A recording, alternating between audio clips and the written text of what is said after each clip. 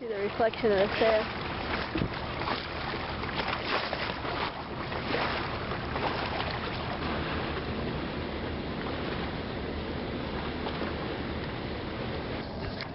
So I figured since we're sailing, I'd do a part 2 of the names for things aboard, but this time I was going to do it, I did all the stuff on the inside of the boat, so now I'm going to do all the stuff on the outside of the boat.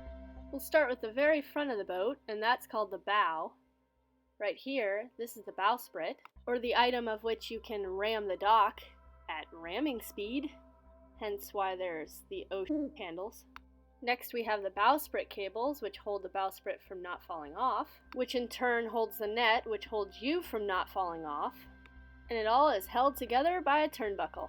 Next we have the cathead, which is supposed to help from keeping the anchor from beating up the boat and raising it, but instead we just get lines caught in the catheads. This is called a bow stem, which also doubles as a deadeye for the front headsail. And then we have the Samson post, which I don't know why it's named Samson. Next we have an anchor cleat, or the thing to trip over at night. This is the forecastle hatch, or the object of which everything gets thrown into when sailing underway.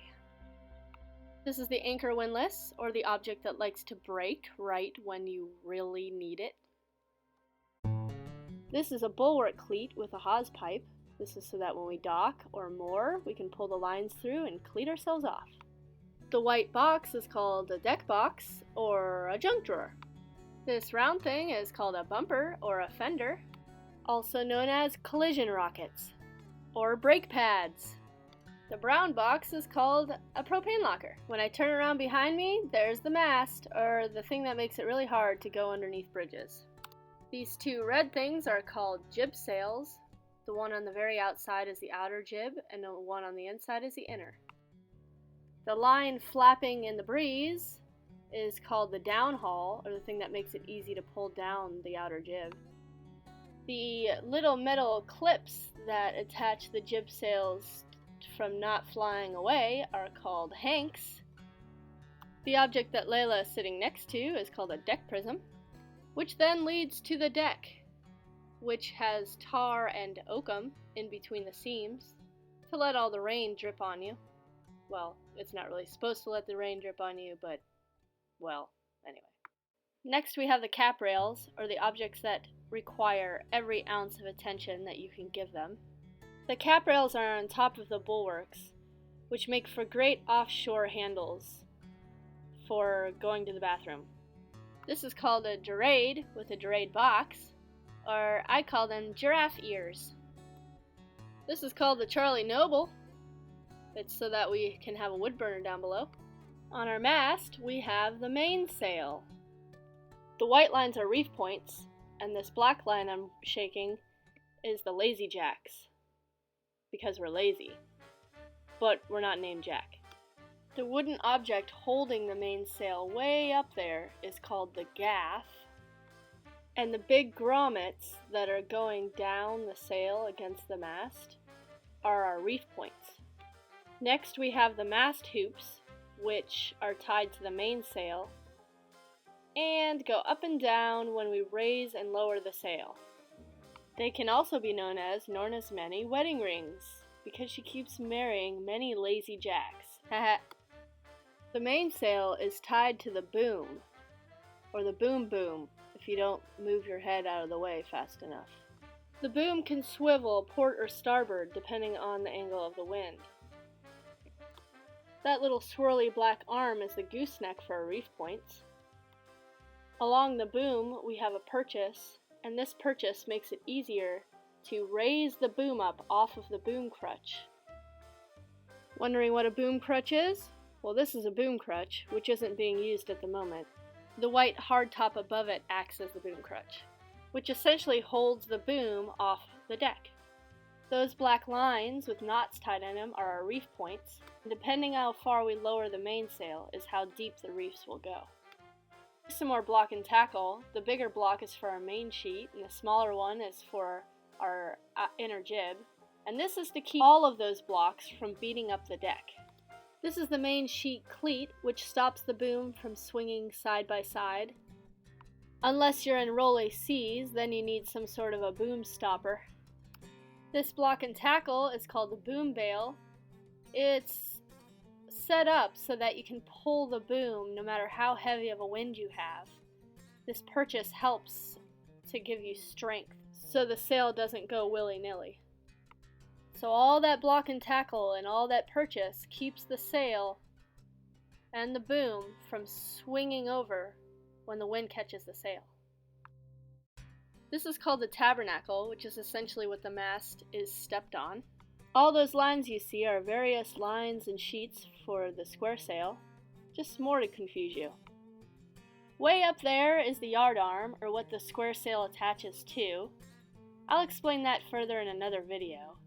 But it's good that it can move port and starboard and up and down, which makes it easier to dock. That way we don't hit other boats or pilings. Here are deadeyes, or the objects that stop the mast from falling over. They're kind of like turnbuckles. Down here we have the belaying pin rack, and the wooden pieces that hold the rope are belaying pins. Belaying pins make good defense mechanisms. This is our solar panels and also our hardtop. Good shade keeper, keep us from getting sunburned, and also to keep our batteries charged. And along with that, we can collect rainwater. So this is our water tank collection system. Another way to keep our lights working is our wind generator. We're moving towards the aft of the boat now. This is called the dinghy davits, or the davits that we never put the dinghy in, but we probably should. The thing with the swirl is our rudder, which also has the tiller attached to it. It's the part of the boat that steers it. What Pete is hanging on to is the tiller. What Pete is sitting on is called the aft cabin, or we also call it princess seats. Here's a life sling. I actually made a new bag for it. And a jellyfish, because if you fall overboard, that guy's gonna get you. And if you drop anything in the water, you can always use a boat hook to retrieve it. And after all that, you can swab the decks with this lovely mop. We have a lovely skylight, the object that lets all the light in. It's actually kind of nice. We have the main hatch, the entrance to the cave. And you have deck fills. This one's a water fill. You don't want to mix it up with the fuel. That would be bad. I've heard of people doing that. And if you get bored, you can pretend like you're playing chess with the giant chess pieces on the aft cabin deck. Always keep a lookout on the horizon, because you never know when a boat might show up. Or a shoe.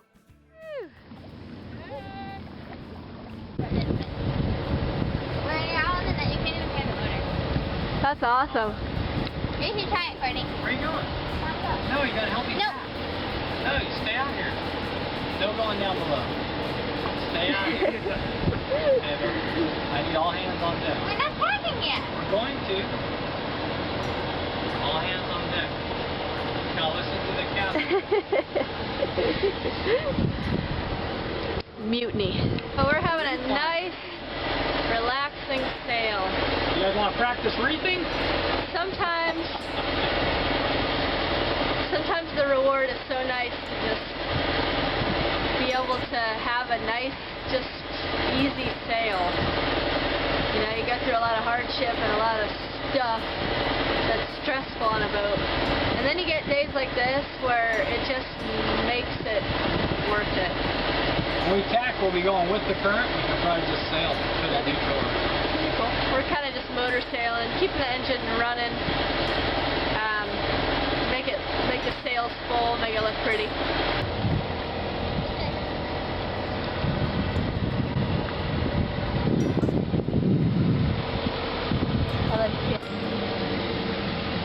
You enjoying the sail today?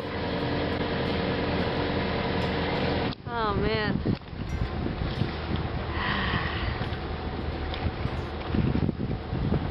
Lovely, lovely, lovely day.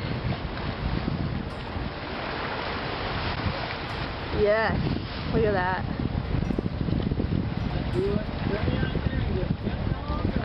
Yeah.